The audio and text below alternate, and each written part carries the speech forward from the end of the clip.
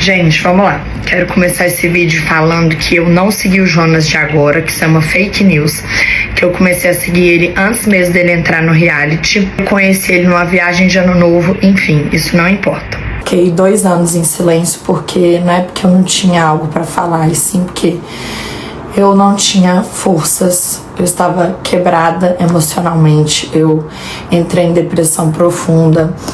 E é algo que eu nunca abri e falei com todas as palavras aqui, porque eu não queria me expor dessa forma. E toda vez que eu tentava me pronunciar, meu corpo travava de tão traumatizada que eu tava com toda a situação. A situação que eu vivi com meu ex-namorado foi a maior decepção, maior trauma da minha vida. E depois de eu ler tanta mentira, tanta distorção, tanta injustiça em cima de algo que acabou comigo por 1 ano, graças a Deus, a partir de 2025 ficou tudo bem, mas tá passando dos limites. Eu vivi um relacionamento abusivo psicológico e isso me destruiu em tantas camadas. Eu tinha crise de ansiedade para trabalhar, porque mesmo quando eu ia fazer meus clipes, realizar meus sonhos, eu sabia que se envolvesse algum homem no clipe, isso ia virar uma discussão em casa, e essa pessoa me aplicava muito o castigo do silêncio, sabendo que isso me deixava com crises de ansiedades absurdas. Em vez de me apoiar, virava muito as costas pra mim, e isso me machucava de um jeito que ninguém consegue imaginar. Era muita crise de ansiedade, era muito caos, e eu nunca podia, por exemplo, vou dar alguns exemplos. Eu não podia usar salto alto porque eu ficava maior que esse meu ex-namorado e isso afetava o ego dele. Qualquer aparição minha que pudesse chamar mais atenção era uma disputa, a gente vivia uma eterna disputa. E já ouvi histórias dele falar com pessoas da nossa agência o porquê que eu ganhava melhor que ele.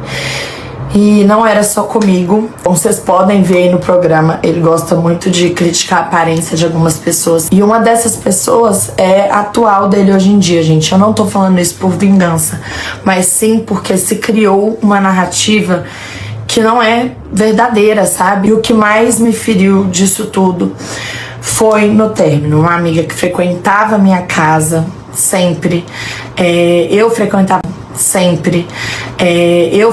a casa dela, nós juntos como um casal frequentávamos a casa dela, porque nem tudo tem foto, tem vídeo. Uma viagem, você tem foto, você tem vídeo, mas agora você conviver com a pessoa, considerar ela uma pessoa próxima, receber ela na sua casa diversas vezes. Aconteceu uma viagem pra Noronha, em que essa amiga minha estava presente, e quando ela chegou dessa viagem, ela foi até minha casa meio que fofocar tudo que tinha acontecido, assim como amigas fazem.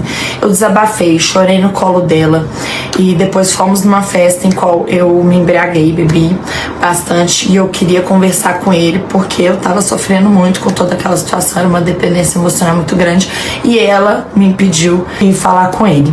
Então, pouco tempo depois, começaram os rumores que eles estavam juntos, e quando chegou até mim, eu desmoronei.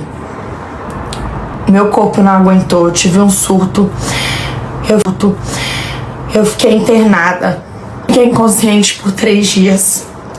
Minha família inteira veio de Belo Horizonte pra me ver, e não aconteceu nenhuma ligação, sabe?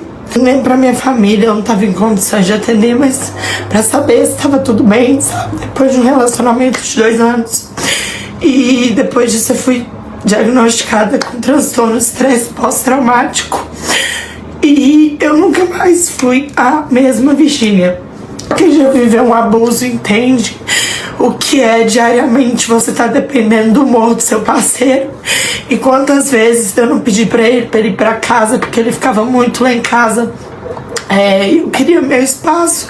Eu não podia ter isso, sabe? Eu faço isso por vingança, gente. Eu faço isso porque eu preciso dar minha versão da história. Finalmente, eu não aguento mais. O abuso físico não aconteceu, mas só quem sofre de abuso psicológico sabe como as coisas funcionam. E já chegou num ponto dele gritar tanto comigo que uma amiga nossa em comum teve que intervir. Hoje eu falo porque eu sei que eu mereço ser ouvida, e estar na internet com tudo distorcido é muito pior. Então assim, gente, não é um você não superou, é um trauma gigantesco. Meu silêncio foi sobrevivência, gente, simplesmente isso. E agora finalmente eu encerro esse ciclo de cabeça erguida. Sei que eu fiz o melhor que eu pude e peço muito respeito, e finalmente quero que vocês me deixem em paz. É isso.